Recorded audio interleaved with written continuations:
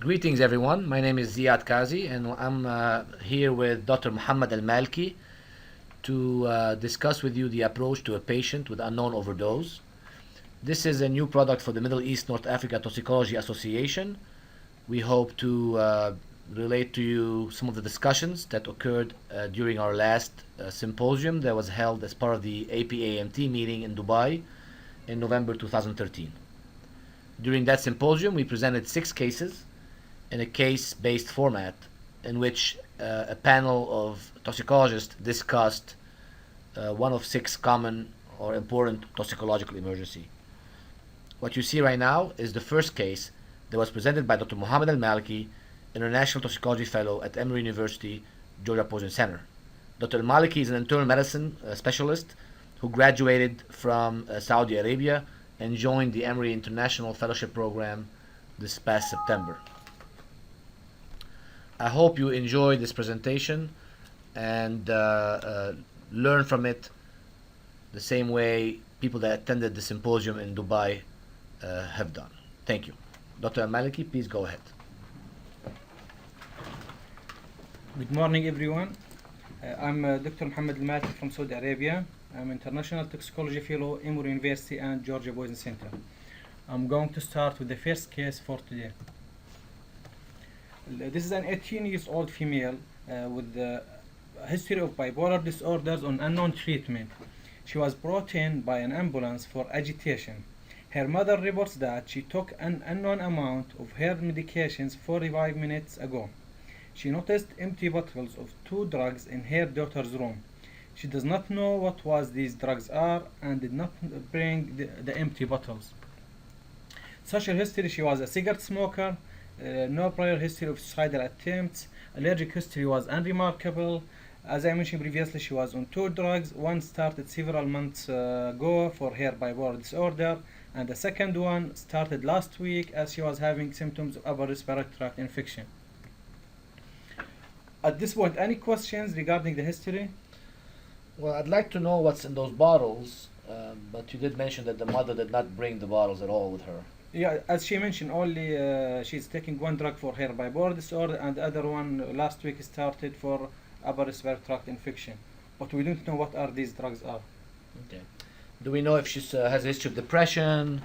Does she have a history of suicide attempts? No previous suicidal attempts, but she's having bipolar disorders for the last several months, and she also is having depression and taking medication for these for that reason. Okay. Can you tell me if she is known to abuse drugs or abuse drugs No like history. cocaine or? No history of drug abuse. All right. Thank you. Okay. We will proceed now. The physical examination primary survey was intact. Initially, her Glasgow Coma scale was 12. Vital signs revealed she was hypertensive with a blood pressure of 153/73. She was tachycardic with a pulse rate of 116 per minute. Respiratory rate was 25, and she was saturating 98% on room air.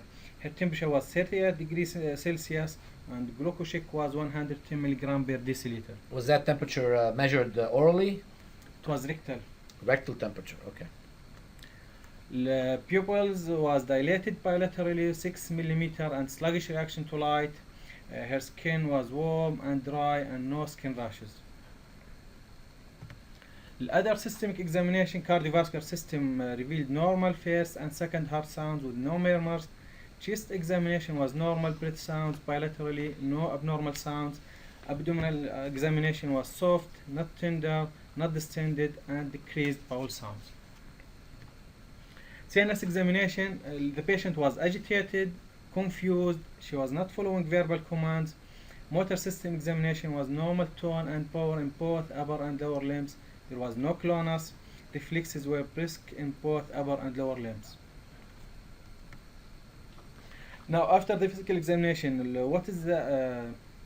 what's your initial assessment, and if any diagnostic test to be obtained at this time, and what other interventions that we have to do at this point? Well, this is a pretty common case presentation as far as unknown in our emergency departments. Many of our patients present with little history. And this is why it's important when you get a case like that to try to investigate what happened and try to accumulate as many sources of information as possible.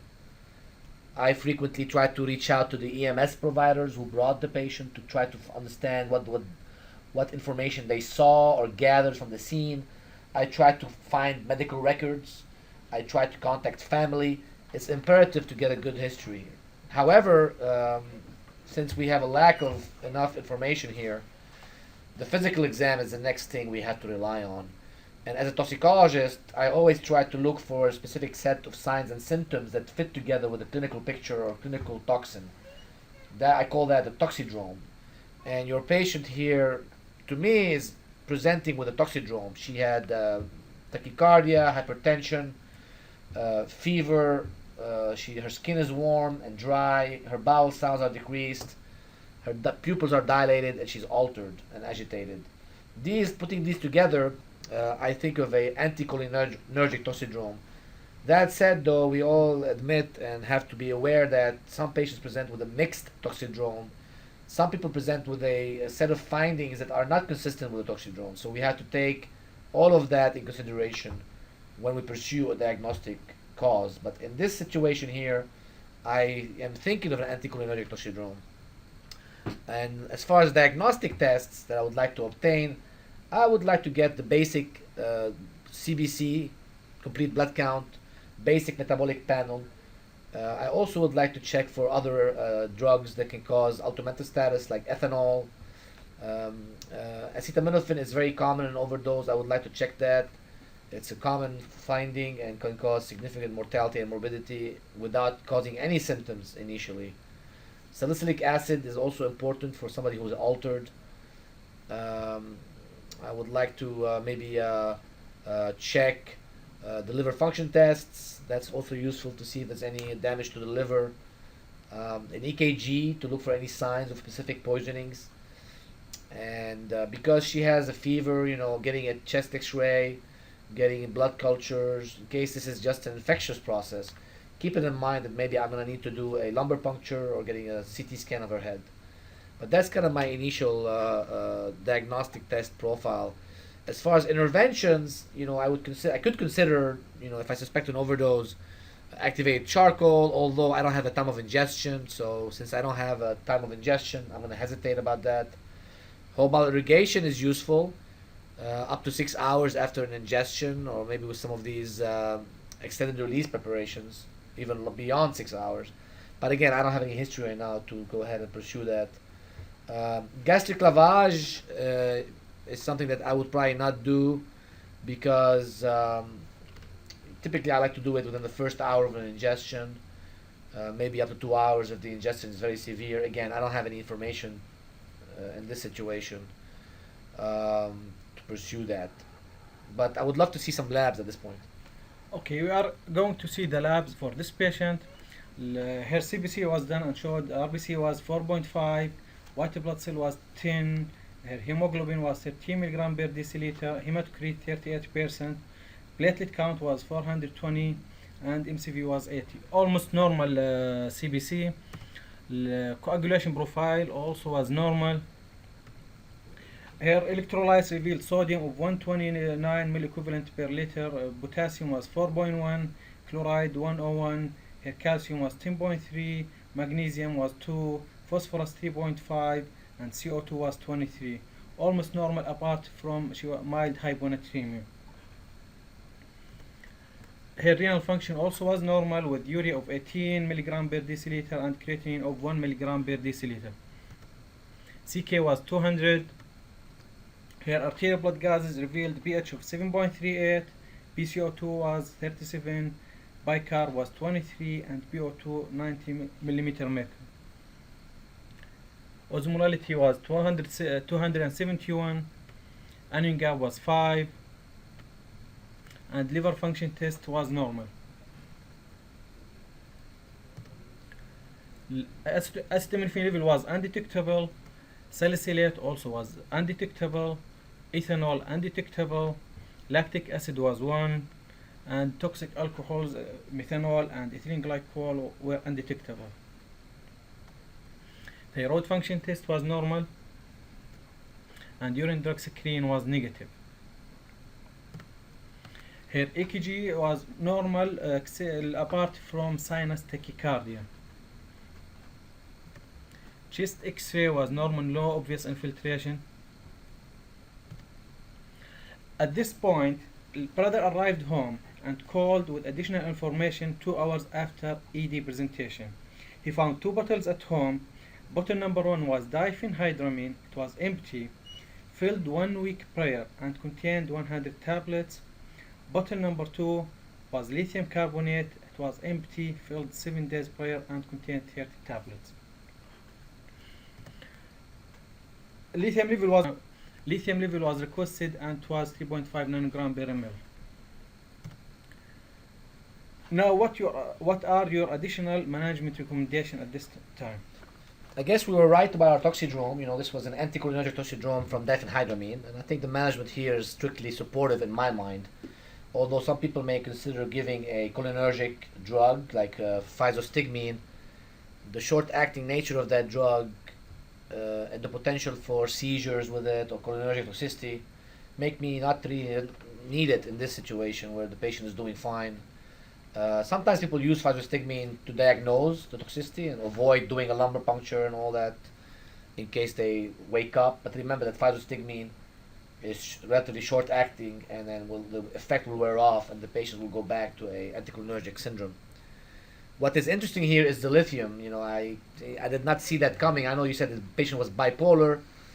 In retrospect, I see that the sodium was 129, which can be caused by lithium. I also see that she was bipolar and was on lithium for that.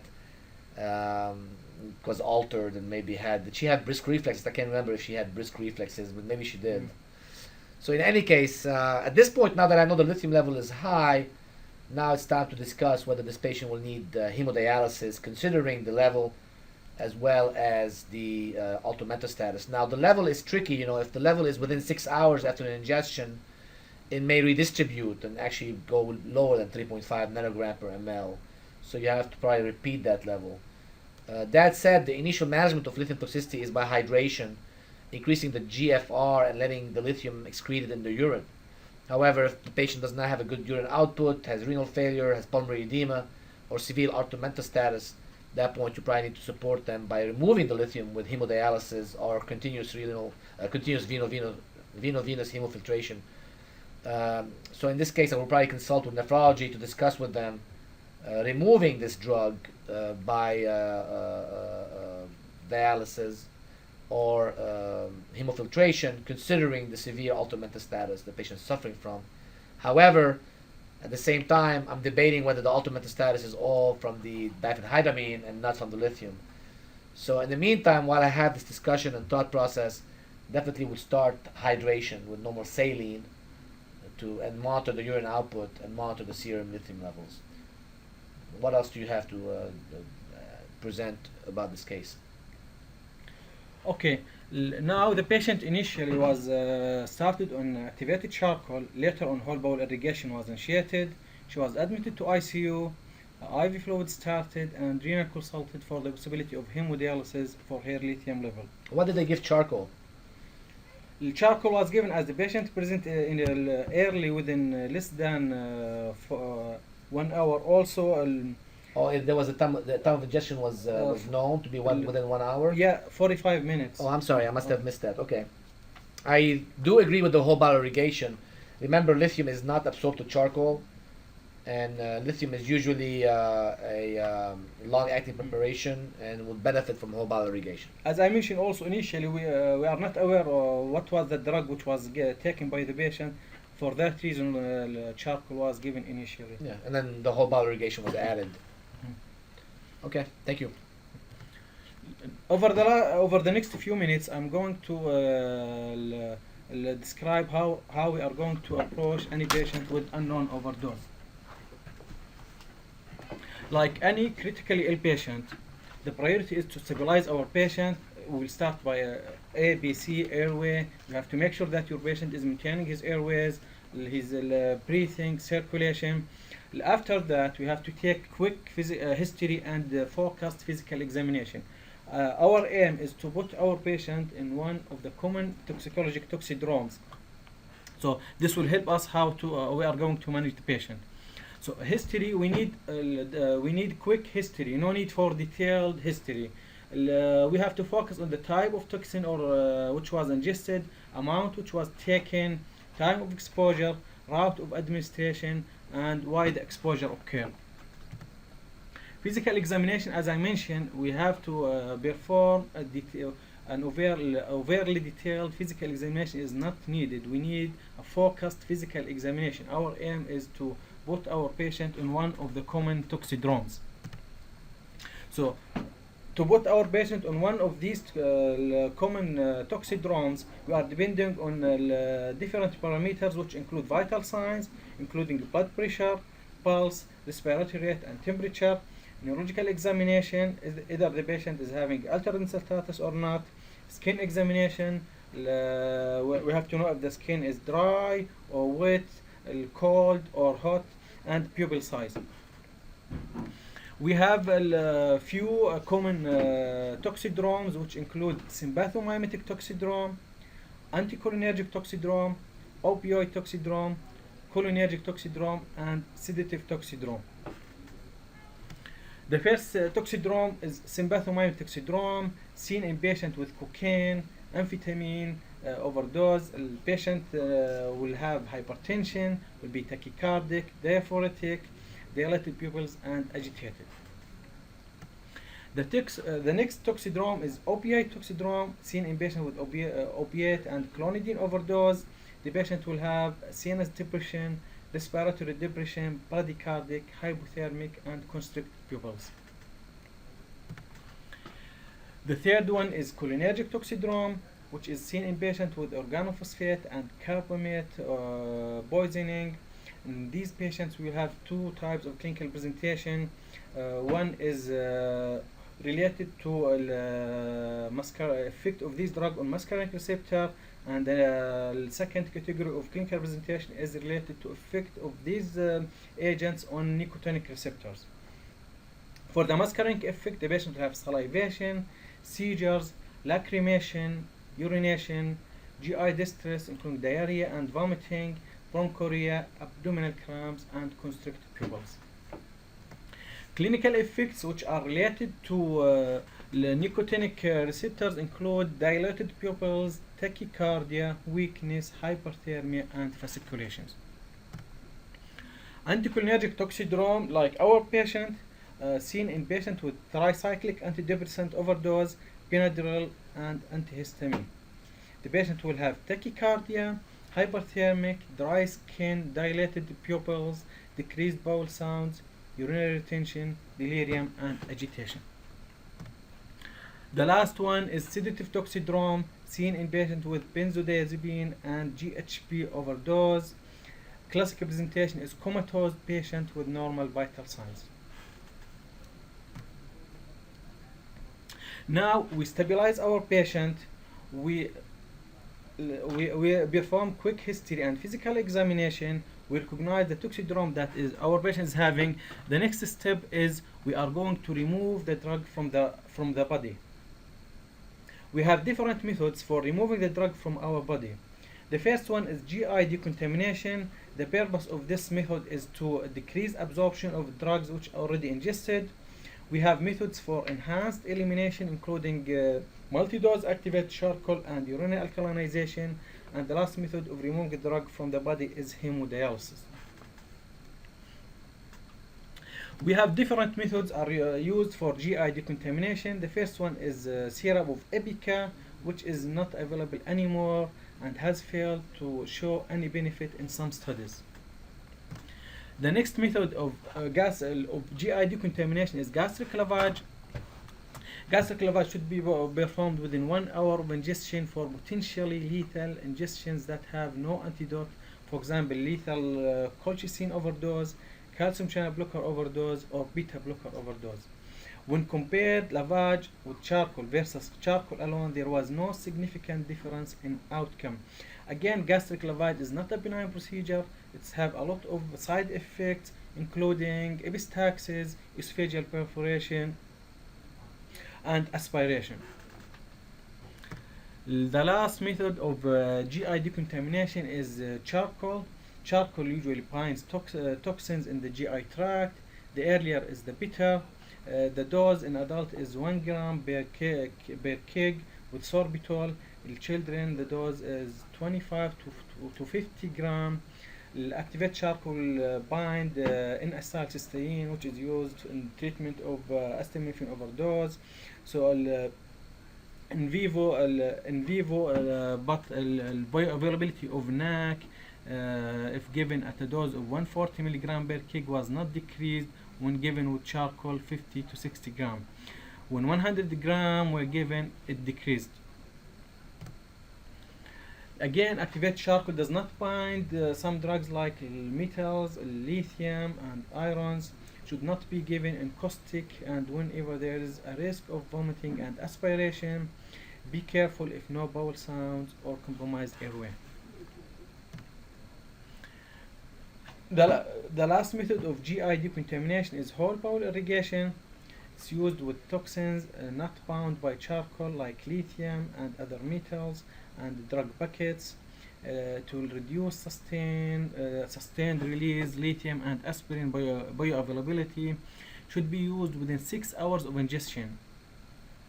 Use polyethylene glycol. Start at 1 liter per hour through NG tube and go up to 2 liter per hour. Children usually the dose is 20 cc per kilogram per hour. Stop when rectal effluent is clear. Now we are going to talk about the second method of removing drug from the body is enhanced elimination. We have two methods. The first one is multi-dose activated charcoal, which is useful for drugs that have enterohepatic and enteroenteric circulation like tricyclic antidepressant, digoxin, aspirin, theophylline, and togritol. Useful for drugs with long GI transit time, such as sustained release products, as well as in cases where GI motility is slowed down, like seen in patients with anticholinergics and opioid overdose. The dose of multi-dose activated charcoal is 0.5 gram per kilogram every 4 to 6 hours for 2 to 3 doses. The next method of enhanced elimination is urinary alkalinization. Urinary alkalinization enhances excretion of weak acids, which will be trapped in the urine in the ionized form. Classic drug for urinary alkalinization is salicylate and phenobarbital. The next slide will show us how we are going the mechanism of urinary alkalinization. As I mentioned, it's used for weak acids. Weak acids, if they are present in acidic medium, they will be in both ionized and ionized form. And as we know, normally the urine is acidic. So if they are present in the urine, normal urine, they will be in both ionized and non-ionized form, which will be able to be reabsorbed again from renal tubules. The aim is to make the urine is more alkaline. So if it's more alkaline, once the weak acids are excreted in the urine, they will not be able to be reabsorbed again, so will be trapped in the urine and excreted. So weak acids, if present in alkaline medium, will be trapped in the urine and will be excreted.